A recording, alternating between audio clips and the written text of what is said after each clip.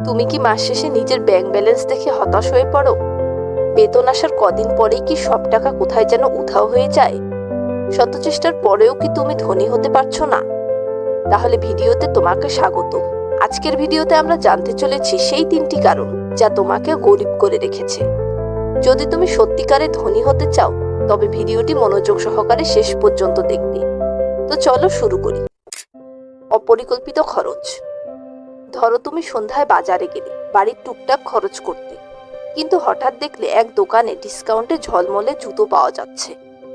আগে থেকে কেনার কোনো পরিকল্পনা না থাকলেও শুধু ভালো লাগলো বলে তুমি সেই ঝলমলে জুতো কিনে ফেললে। অথচ যদি তুমি ওই টাকাটা খরচ না করতে, তাহলে হয়তো সেই টাকাটা দিয়ে তোমার পুরো সপ্তাহের বাজার হয়ে যেত। তোমাদের মধ্যে অনেকেই আছো যারা হাতে টাকা পাবার সাথে সাথেই এমন কিছু খরচ করে বসো যেগুলো অতটাও প্রয়োজনীয় নয়, শুধুমাত্র মনের তৃপ্ততার জন্য করা হয়।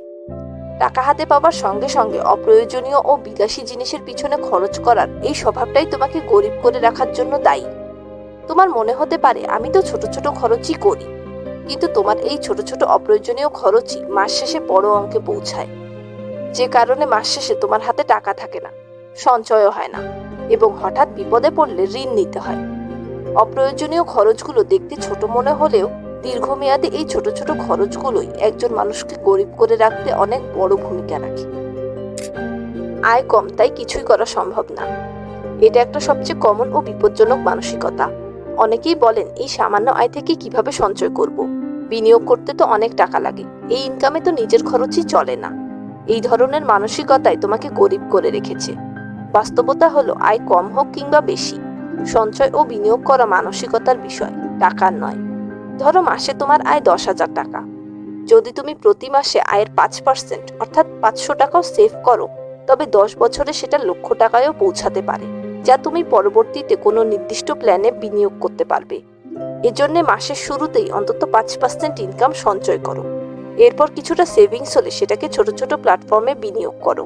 মনে রাখবে, আয় কম হোক কিংবা বেশি, সঠিক অভ্যাস থাকলেই তুমি গরিব থেকে ধনী হবার পথে এগোতে পারবে। অর্থ ব্যবস্থাপনা না শিখেই টাকা চাই। অনেকেই লটারিতে, উত্তরাধিকার সূত্রে কিংবা হঠাৎ কোনো বড় ইনকামেই ধনী হয়ে যায়, কিন্তু কিছুদিন পরে আবার আগের অবস্থায় ফিরে যায়। কেন জানো? কারণ তারা অর্থ ব্যবস্থাপনা শেখেনি। এটা এমন এক ধরনের ভুল যেটা অধিকাংশ মানুষই সারা জীবন করে যায়। মানুষ সারা জীবন অর্থের পিছনে ছোটে, কিন্তু অর্থ ব্যবস্থাপনাই শেখে না। ধনী হতে চাইলে তোমাকে অর্থ ব্যবস্থাপনা শিখতে হবে। কিভাবে বাজেট করতে হয়, কোন খাতে কেমন খরচ করবে, কতটা সঞ্চয় করবে, কোথায় বিনিয়োগ করবে, এই সকল বিষয় অর্থ ব্যবস্থাপনার আওতায় পড়ে। অর্থ ব্যবস্থাপনার এই নিয়মগুলো না শিখলে যদি তোমার হাতে বেশি টাকাও আসে, তবুও তুমি সেটা ধরে রাখতে পারবে না। এজন্যে বাজেট বানানোর অভ্যাস গড়ে তোলো।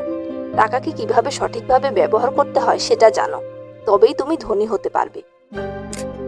তোমার আয় কম থাকার কারণে তুমি গরিব, এই ধারণাটা সবসময় সত্য নয়। বরং তুমি গরিব কারণ তুমি এই ভুলগুলো করছো।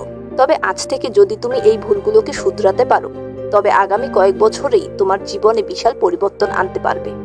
ভিডিওটি ভালো লেগে থাকলে লাইক দাও, কমেন্টে জানাও তুমি কোন ভুলটা সবচেয়ে বেশি করো।